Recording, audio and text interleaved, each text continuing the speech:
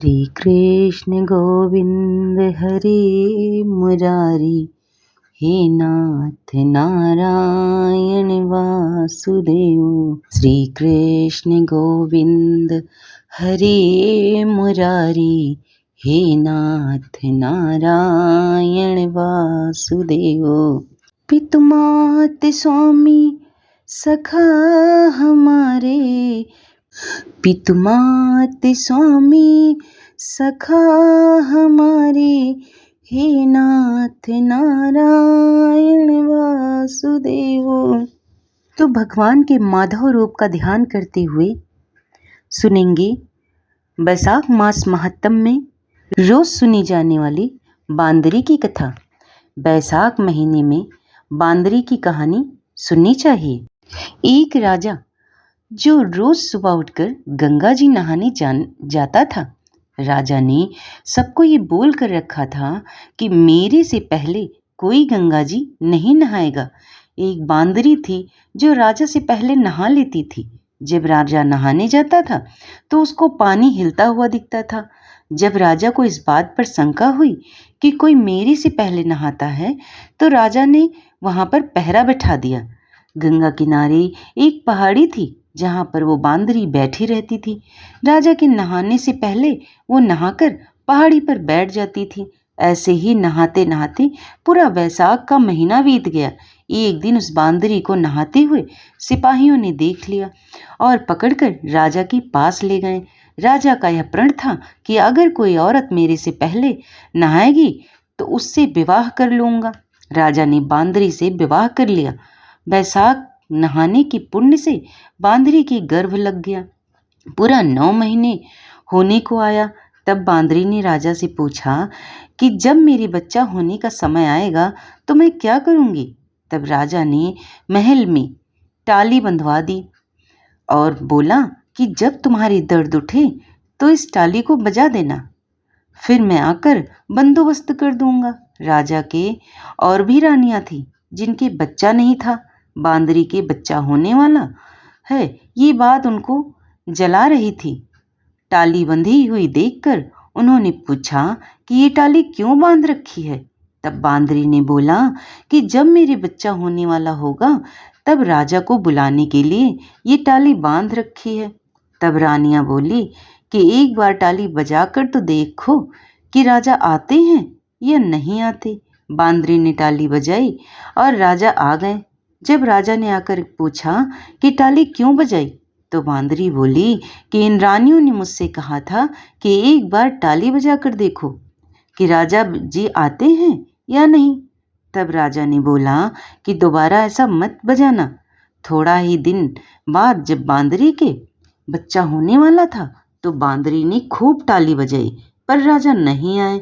जब बांदरी ने रानियों से पूछा कि अब क्या होगा, मैं बच्चे को जन्म कैसे दूंगी, तब रानियों ने बांदरी से कहा कि आंखों पर पट्टी बांध ले और नीचे मुंह करके कर ले। बांदरी के बैसाख नहाने से बहुत सुंदर पुत्र हुआ। जब रानियों ने यह देखा कि बहुत सुंदर लड़का हुआ है, तो रानियों ने दासी से कहा कि इस बच्चे को नदी में डुबाकर आ जाओ और बांदरी के पास पत्थर को रख दो और राजा को बोल दो कि बांदरी ने को पत्थर हुआ है। राजा ने इस बात को सुनकर अपने मन में संतोष कर लिया कि और रानियों की तरह इसको भी बच्चा कैसे हो सकता है। उधर उस दासी से बच्चा नहीं नदी में नहीं फेंका गया। वो उस बच्चे को वहां पर काम कर रहे कुम्हार के बर्तन में रखकर आ गई। जब कुम्हार कुम्हारी ने किसी बच्चे की रोने की आवाज सुनी तो उन्होंने वहां जाकर देखा तो बच्चा था। तब कुम्हार ने कुम्हारी से कहा कि भगवान ने हमारी सुन ली, हमारे बच्चा नहीं है और भगवान ने हमें बच्चा दे दिया। अगर तू इस बात को बच्चे का पालन पोषण कर सके तो इसे हम अपने घर ले चलें। कुम्हारी राजी हो गई और उन दोनों ने उसको पाल पोस कर बड़ा कर लिया। लड़की को इस बात का पता चल चुका था कि वह बांदरी के गर्भ से जन्म लिया है और रानियों ने उसको मारने के लिए दासी को दे दिया था। एक दिन वो लड़का कुम्हार का बनाए हुए हाथी घोड़ों को ले जाकर कुएं पर बैठ गया, जहां पर दासियां पानी भरने आई। उनको देखकर वह लड़का बोला कि मेरे घोड़े, मेरे हाथी, पानी पी लो। तब दासियां उसकी बात सुनकर हंसने लगी और बोली कि कभी माटी के हाथी घोड़े भी पानी पीते हैं क्या? तब वह लड़का बोला कि कभी बांदरी को भी पत्थर होते हैं क्या? पत्थर पैदा होता है क्या? यह बात दासियों ने रानी से जाकर कह दी। यह बात सुनकर रानियों ने जहर का लड्डू बनाकर कुम्हार के लड़के के लिए भेजा। भगवान की कृपा से जहर के लड्डू गोंद और गुड़ का बन गया। दूसरे दिन रानियों ने देखा कि वह लड़का मरा नहीं। तब रानियों ने राजा से जीत करके कुम्हार को उस बस्ती से निकलवा दिया और कुम्हार जंगल में रहने लग गया। गणगौर का महीना आ गया। कुम्हार का लड़का 101 करवा 101 गोली में ले घड़ों में पानी भरकर बागीचे में जाकर बैठ गया, जहां पर राजा के साहूकारों की लड़कियां गणगौर पूजन के लिए मिट्टी ले जाने के लिए आईं। वहां पर पहले तो उन्होंने खूब खेला कूदा। जब उनको प्यास लगी तो वो उस लड़के के पास पानी पीने के लिए आई। तब वो लड़का बोला कि मेरे पास गोली है, सब उसको तुम खाती जाओ और मेरे चारों तरफ फिरती जाओ, तब तुमको पानी पिलाऊंगा। इस बात से उसने कई लड़कियां पहले ही राजी नहीं हुई, पर प्यास मिटाने के लिए मान गई। फिर वो लड़का अपने सामने आग जलाकर बैठ गया और उनको गोली खिलाता गया और अपने चारों तरफ चक्कर लगवाता गया। ऐसा करने से सब लड़कियों के गर्भ लग गए। तब ये बात उन लड़कियों के माता पिता को पता चली, तो उन्होंने उन लड़कियों से पूछा कि ऐसा क्या हुआ। उन्होंने सारी बात बता दी। तो उनकी माता पिता उस कुम्हार के पास गए और बोले, तुम्हारे लड़के ने हमारी लड़कियों से फेरे लेकर शादी कर ली है। तो वो बोले कि इन लड़कियों को अब तुम अपने पास रखो। तो कुम्हार बोला कि इतनी सारी लड़कियों को हम कैसे पालन पोषण करेंगे। तब उनके माता पिता ने उन लड़कियों को बहुत धन दौलत देकर विदा कर दिया। थोड़े दिन बाद कुम्हार के घर 101 पोतों ने जन्म लिया। कुम्हार बोला कि हम पूरी नगरी को जिमाएंगे। तब सब लोग कुम्हार के लिए जिमने के लिए गए। राजा रानियां सब आए, केवल बांदरी को छोड़कर सब आए। जब लड़के ने यह देखा कि बांदरी नहीं आई है, तो उसने राजा के पास जाकर बांदरी को लाने के लिए न्योता भिजवाया। बांदरी आई, उसको सोने की चौकी पर बिठाकर सभा में बिठा दिया और लड़के ने अपनी बहुओं को बता दिया कि यह मेरी जन्म की माता है। तो सारी बहुओं ने उसको सोने के सिक्के देती गईं और उसके पैर छूती गईं। बांदरी के पोते बच्चे को गोदी में देती गई और बांदरी से आशीर्वाद दिलाती गई। राजा को ये बात समझ में नहीं आई कि ये लड़का बांदरी की इतनी खातिरदारी क्यों कर रहा है। रानियों ने यह बात समझ में आ गई, यह बांदरी का लड़का है। राजा ने सबसे बोला कि मेरा तो अपमान हो गया है, मैं यहाँ से जा रहा हूँ। तब लड़के ने राजा को रोका और बोला कि आप क्यों जा रहे हैं। तो राजा ने लड़के से पूछा कि तू बांदरी की इतनी खातिरदारी क्यों कर रहा है। तो लड़के ने राजा को सारी बात बता दी कि ये मेरी जन्म की माता हैं। जो दासी उस लड़के को नदी में बहाने के लिए गई थी, वहां पर बैठी थी, वो दासी भी राजा को सारी बात बता दी। तो राजा ने सब रानियों को जेल में डलवा दिया और बांदरी सारी बहुओं, पोतों पोतियों और अपने लड़के को पूरे गाजे बाजे के साथ अपने महल ले गया। सबको अलग अलग महल बनवा दिया और लड़का राज करने लगा। राजा ने कुम्हार से कहा कि आप दोनों भी मेरे साथ चलो, लेकिन कुम्हार राजी नहीं हुआ। फिर राजा ने कुम्हार को बहुत सारा धन दौलत दिया।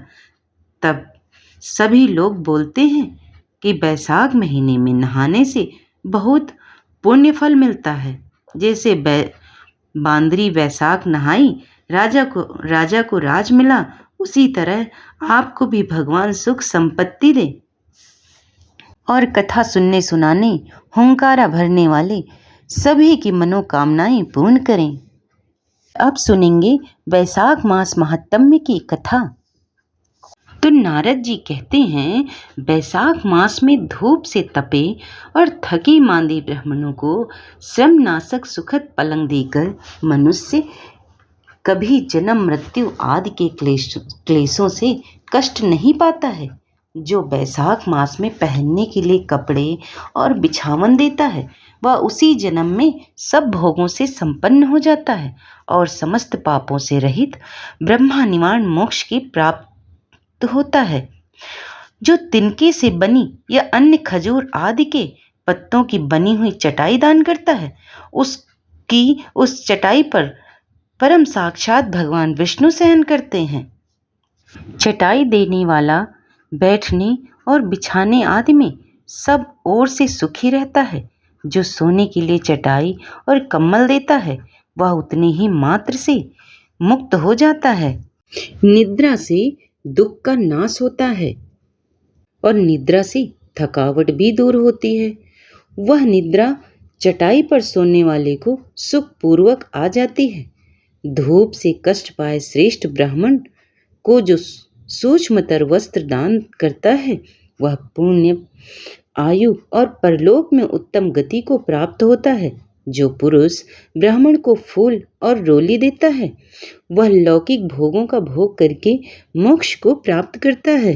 जो खस कुश और जल से वासी चंदन देता है, वह सब भोगों से देवताओं की सहायता पाता है तथा उसके पाप और दुख की हानि होकर परमानंद की प्राप्ति होती है। बैसाख के धर्म को जानने वाला जो पुरुष गोरोचन और कस्तूरी का दान करता है, वह तीनों पापों से मुक्त होकर परम शांति को प्राप्त होता है। जो विश्रामशाला बनवाकर प्याऊ सहित ब्राह्मण को दान करता है, वह लोकों का अधिपत्य होता है। जो सड़क किनारे बागीचा, पोखरा, कुआं और मंडप बनवाता है, वह धर्मात्मा है। उसे पुत्रों की क्या आवश्यकता है। उत्तम शास्त्र का श्रवण, तीर्थ यात्रा, सत्संग, जलदान, अन्नदान, पीपल का वृक्ष लगाना तथा पुत्र, इन 7 को विज्ञ पुरुष संतान मानते हैं। जो वैशाख मास में पाप नाशक तर्क दान करता है, वह इस पृथ्वी पर विद्वान और धनवान होता है। धूप के समय मट्ठे के समान कोई दान नहीं है, इसलिए रास्ते के थके मांदे ब्राह्मणों को मट्ठा जरूर देना चाहिए। जो वैशाख मास में धूप की शांति के लिए दही और खांड दान करता है तथा विष्णु प्रिय वैशाख मास में जो स्वच्छ चावल देता है, वह पूर्ण आयु और संपूर्ण यज्ञों का फल पाता है। जो पुरुष ब्राह्मण के लिए गोघृत अर्पण करता है, वह अश्वमेध यज्ञ का फल पाकर विष्णु लोक में आनंद का अनुभव करता है। जो दिन के ताप की शांति के लिए सायंकाल में ब्राह्मणों को ऊख दान करता है, उसको अक्षय पुण्य प्राप्त होता है। जो वैशाख मास में शाम को ब्राह्मण के लिए फल और शरबत देता है, उससे उसके पितरों को निश्चय ही अमृत पान का अवसर मिलता है। जो वैशाख के महीने में पके हुए आम के फल के साथ शरबत देता है, उसके सारे पाप निश्चय ही नष्ट हो जाते हैं। जो वैशाख मास की अमावस्या को पितरों के उद्देश्य से कस्तूरी, कपूर, बेला और खस की सुगंध से वासित शरबत से भरा हुआ घड़ा दान करता है, वह 96 घड़ा दान करने का पुण्य पाता है। वैशाख मास में तेल लगाना, दिन में सोना और कांस्य के पात्र में भोजन करना, खाट पर सोना, घर में नहाना, निषिद्ध पदार्थ खाना, दोबारा भोजन करना तथा रात में खाना, ये 8 बातें त्याग देनी चाहिए। जो वैशाख में व्रत का पालन करने वाला पुरुष पद्म पत्ते में भोजन करता है, वह सब पापों से मुक्त हो विष्णु लोक में जाता है। जो विष्णु भक्त पुरुष वैशाख मास में नदी स्नान करता है, वह 3 जन्मों के पाप से निश्चय ही मुक्त हो जाता है। जो प्रातःकाल सूर्योदय के समय किसी समुद्रगामिनी नदी में स्नान करता है, वह 7 जन्मों के पापों से तत्काल छूट जाता है। जो मनुष्य 7 गंगाओं से किसी में उषः काल में स्नान करता है, वह करोड़ों जन्मों से उपार्जित किए हुए पाप से निसंदेह मुक्त हो जाता है। जानवी गंगा न वृद्ध गंगा गोदावरी कालिंदी यमुना सरस्वती कावेरी नर्मदा और बेड़ी, ये 7 गंगाएं कही गई हैं। वैशाख मास आने पर जो प्रातःकाल बावलियों में स्नान करता है, उसके महापातकों का नाश हो जाता है। कंदमूल, फल, साग, नमक, गुड़, बेर पत्र, जल और तर्क जो भी वैशाख में दिया जाए, वह सब अक्षय होता है।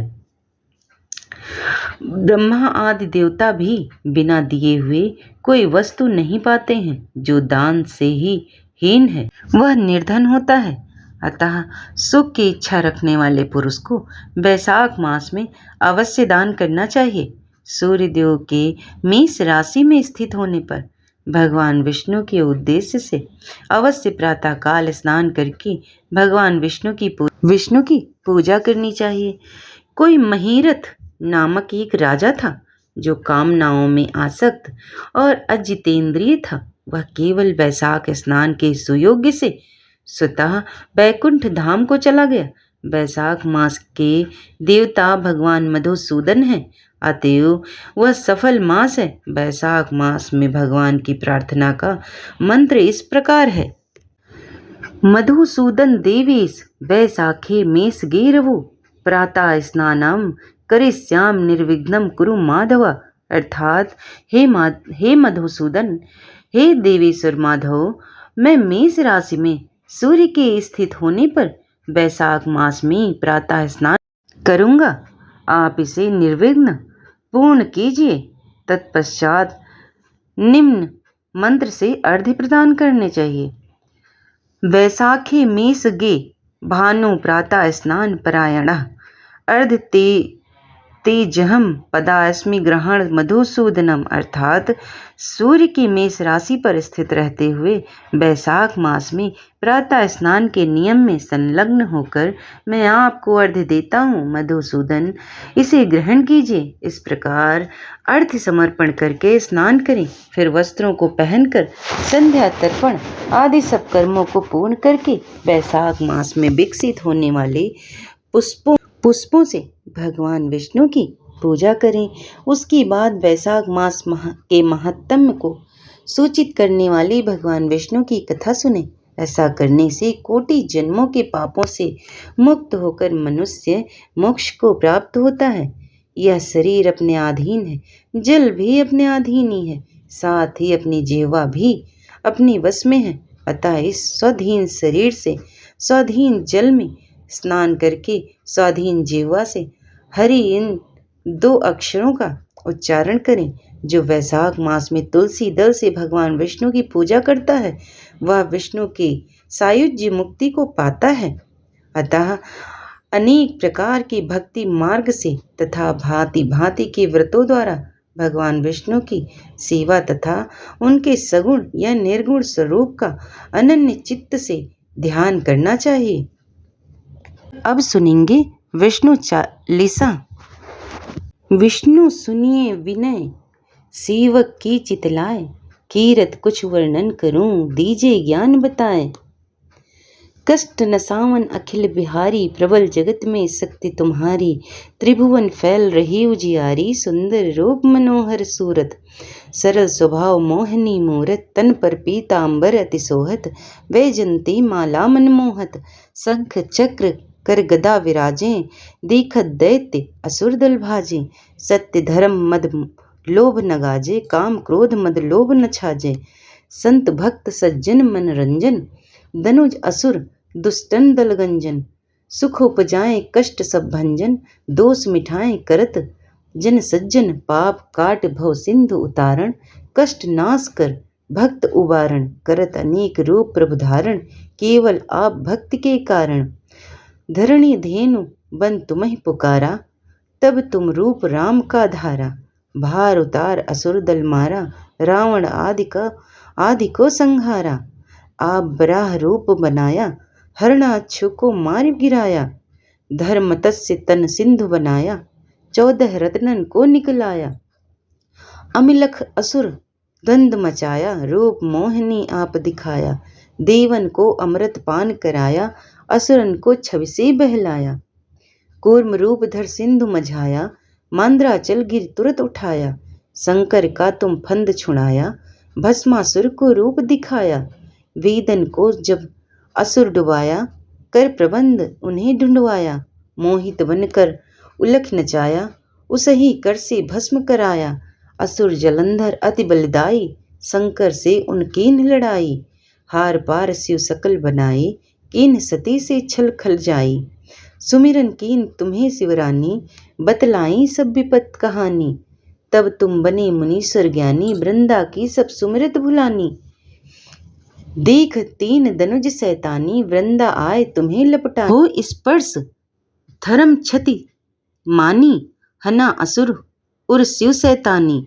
तुमने ध्रुव प्रहलाद उबारे, हिरणाकुश आदि खल मारे। गणिका और अजामल तारे, बहुत भक्त भव सिंधु तारे। हरहु सकल संताप हमारे, कृपा करहु हरि सिरजनहारे। देखो मैं निज दरस तुम्हारे, दीन बंधु भक्तन हितकारी। चाहत आपका सेवक दर्शन करहूँ, दया अपनी मधुसूदन। जानो नहीं योग्य जब पूजन, होय यज्ञ स्तुति अनुमोदन। शील दया संतोष सुलक्षण, विदित नहीं व्रत बोध विलक्षण। करहूँ आपका किस विधि पूजन, कुमत विलोक होत दुख भीषण। करहूँ प्रणाम कौन विधि सुमिरन, कौन भांति में करहूँ समर्पण। सुरमुनि करत सदा सेवकाई, हर्षित रहत परम गति पाई। दीन दुखिन पर सदा सहाई, निज जन जान लेव अपनाई। पाप दोष संताप नसाओ, भव बंधन से मुक्त कराओ। सुख संपत्ति सुख उपजाऊं, निज चरणन का दास बनाऊं। निगम सदा ए विनय सुनावे, पढ़े सुने जो जन सुख पावे। और अब पढ़ेंगे सभी पाप को नाश करने वाला पाप नाशक स्रोत। अग्नि पुराण के अनुसार जब मनुष्यों का चित्त पर स्त्री गमन, पर स्वाह पर हरण एवं जीव हिंसा आदि पापों में प्रवृत्त होता है तो स्तुति करने से उसका प्रायश्चित होता है। यहाँ विचारणीय तथ्य यह है कि मनुष्य को यह आभास जरूर हो कि उसने पाप किया है, जिसके लिए उसको ग्लानि का अनुभव हो रहा है और उस पाप का प्रायश्चित करना चाहता है। साथ ही भविष्य में पाप ना करने का प्रण भी लेता है। तो सर्वव्यापी विष्णु को सदा नमस्कार है। श्री हरि विष्णु को नमस्कार है। मैं अपनी चित्त में स्थित सर्वव्यापी अहंकार शून्य श्री हरि को नमस्कार करती हूँ। मैं अपने मानस में विराजमान अव्यक्त अनंत और अपराजित परमेश्वर को नमस्कार करता हूँ या करती हूँ। सबके पूजनीय जन्म और मरण से रहित प्रभावशाली श्री विष्णु को नमस्कार करती हूँ या करता हूँ। विष्णु मेरी बुद्धि में विराजमान है, विष्णु मेरे अहंकार में प्रतिष्ठित है और विष्णु मुझ में भी स्थित है। वे श्री विष्णु ही चराचर प्राणियों के कर्म के रूप में स्थित हैं। उनके चिंतन से मेरे पाप का विनाश हो। जो ध्यान करने पर पापों का हरण करते हैं और भावना करने से स्वप्न में दर्शन देते हैं। इंद्र के अनुज शरणागत जनों का दुख दूर करने वाले उन पाप हारी श्री विष्णु को मैं नमस्कार करती हूँ। मैं इस निराधार जगत में अज्ञान अंधकार में डूबते हुए को हाथ का सहारा देने वाले परम स्वरूप श्री विष्णु के सन्मुख प्रणता होती हूँ। सर्वेश्वर प्रभो कमल नयन परमात्मन ऋषिकेश आपको नमस्कार है। इंद्रियों के स्वामी श्री विष्णु आपको नमस्कार है। नरसिंह अनंत स्वरूप गोविंद समस्त भूत प्राणियों की सृष्टि करने वाले केशव, मेरे द्वारा जो दुर्वचन कहा गया हो अथवा पाप पूर्ण चिंतन किया गया हो, मेरे उस पाप का प्रशमन कीजिए। आपको नमस्कार है केशव। अपने मन के वश में होकर मैंने जो ना करने योग्य अत्यंत उग पाप पूर्ण चिंतन किया है उसे शांत कीजिए। परमार्थ परायण ब्राह्मण प्रिय गोविंद, अपनी मर्यादा से कभी चित न होने वाले जगन्नाथ, जगत का भरण पोषण करने वाले देवेश्वर, मेरे पाप का विनाश कीजिए। मैं माध्याह्न, अपराह्न, सायंकाल एवं रात्रि के समय जानते हुए अथवा अनजाने में शरीर, मन एवं वाणी के द्वारा जो पाप किया है, पुंडरीकाक्ष, ऋषिकेश, माधव, आपके इन तीनों नाम के उच्चारण से मेरे ही सब पाप क्षीण हो जाएं। कमल नयन, लक्ष्मीपते, इंद्रियों के स्वामी माधव, आज आप मेरे शरीर एवं वाणी द्वारा किए गए पापों का हनन कीजिए। आज मैंने खाते, सोते, खड़े, चलते अथवा जागते हुए मन, वाणी और शरीर से जो भी नीच योनि एवं नरक की प्राप्ति कराने वाला सूक्ष्म अथवा स्थूल पाप किया हो, भगवान वासुदेव के नामोच्चारण से वे सब विनष्ट हो जाएं। जो परम ब्रह्मा, परम धाम और परम पवित्र हैं, उन श्री विष्णु के संकीर्तन से मेरे पाप लुप्त हो जाएं, जिसको प्राप्त होकर ज्ञानी जन पुनः लौट कर नहीं आते। जो गंध, स्पर्श आदि तन मात्राओं से रहित श्री विष्णु का एवं वह परम पद मेरे पापों का समन करे। जो मनुष्य पापों का विनाश करने वाले स्रोत का पठन, पाठन अथवा श्रवण करता है, वह शरीर, मन एवं वाणी जनित समस्त पापों से छूट जाता है एवं समस्त पाप ग्रहों से मुक्त होकर श्री विष्णु के परम पद को प्राप्त होता है। इसलिए किसी भी पाप के हो जाने पर इस स्रोत का पाठ जरूर करें। यह स्रोत पाप समूहों के प्रायश्चित के समान कृच्छ आदि व्रत करने वाले के लिए भी यह श्रेष्ठ है। स्रोत, जप और व्रत रूप प्रायश्चित से संपूर्ण पाप नष्ट हो जाते हैं। इसलिए भोग और मोक्ष की सिद्धि के लिए इसका अनुष्ठान अवश्य करना चाहिए। और अब सुनेंगे तुलसी चालीसा। जय जय तुलसी भगवती, सत्यवती सुखदानी, नमो नमो हरिप्रेयसी, श्री वृंदा गुणखानी। श्री हरि शीस विराजिनी, देहु अमर वर अम्ब, जनहित हे वृंदावनी, अब न करहूँ विलंब। धन्य धन्य श्री तुलसी माता, महिमा अगम सदा सुति गाता। हरे के प्राणों से तुम प्यारी, हरहि हेतु कीन्हो तब भारी। जब प्रसन्न है दर्शन कीन्हो, तब कर जोर विनय उस कीन्हो। हे भगवंत का कंत मम होहु, दीन जानी जानी छुड़वाहूँ छोहूँ। सुनी लक्ष्मी तुलसी की बानी, दीन हो श्राप कद्ध पर आनी। उस अयोग्य वर मांगन हारी, होहु बिटप तुम जड़ तनुधारी। सुनी तुलसी सी श्रप्यो ते ही ठामा, करहु वास तुह नीचन धामा। दियो वचन हरि तब तत्काला, सुनहु सुमुखी जनि हो विहाला। समय पाए हो रो रत पाती तोरा, पूजे आस वचन सत मोरा। तब गोकुल मह गोप सुदामा, ता सुभई तुलसी तू माता। कृष्ण रास लीला के माही, राधे सक्यो प्रेम लख नाही।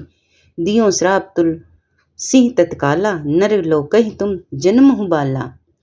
यूं गोप वह दानव राजा, संठक चुंड नामक सिर ताजा। तुलसी भई तासु की नारी, परम सती गुण रूप अगारी। अस द्वय कल्प बीत गप गयहूँ, कल्प तृतीय जन्म सब भयहूँ। वृंदा नाम भयो तुलसी को, असुर जलंधर नाम पति को। करियति द्वंद अतुल बलधामा, लील्हा शंकर से संग्रामा।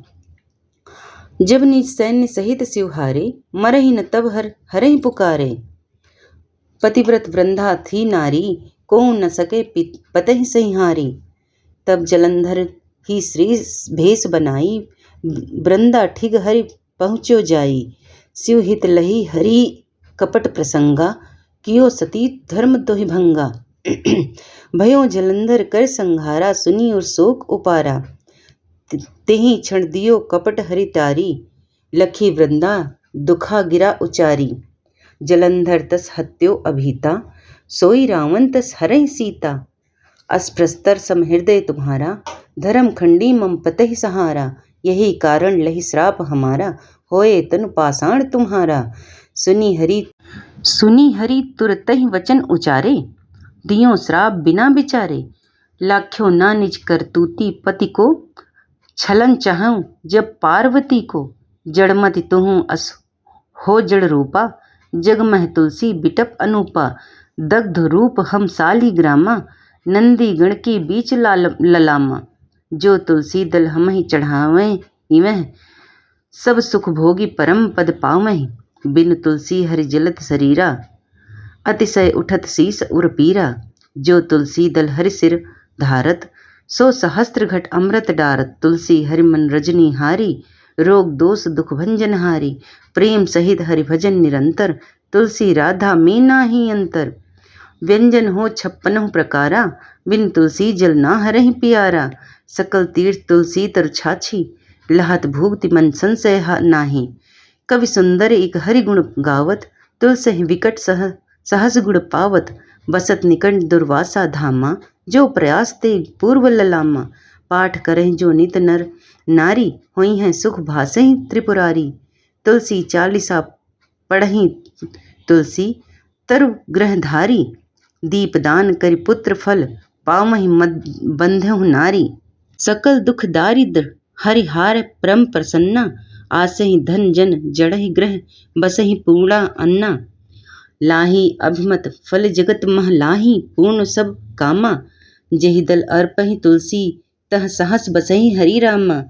तुलसी महिमा नाम लख, तुलसी सूत सुखराम। मानस चालीसा रचो जग, मह तुलसीदास।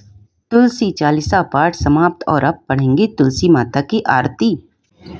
तुलसी महारानी नमो नमः, हरि की पटरानी नमो नमः। धन्य तपस्या तेरी हरि को पति पाया, धन्य हरि तुलसी को तुमने अपनाया। तुलसी महारानी नमो नमः, हरि की पटरानी नमो नमः। तुम बिन भोग न लगता, ऐसी हरि की प्यारी। तब दल देख कर हर से गोवर्धन धारी तुलसी। तुलसी महारानी नमो नमः, हरि की पटरानी नमो नमः।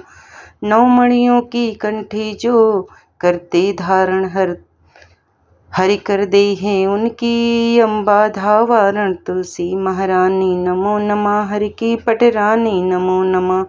तुलसी युक्त चरणामृत जो नर नारी पीते, पारों रोगों से हो जाते हैं रीते। तुलसी महारानी नमो नमः, हरि की पटरानी नमो नमः। जय जय तुलसी जी की तू हरि सी वर पाया, कृपया पूत बनो दे मेरी यह सुंदर काया। तुलसी महारानी नमो नमः, हरि की पटरानी नमो नमः। यहीं पर ये बैसाख मास महात्म्य समाप्त होता है। और अगर आपको पसंद आ जाए तो चैनल को लाइक शेयर सब्सक्राइब कर लेना। धन्यवाद।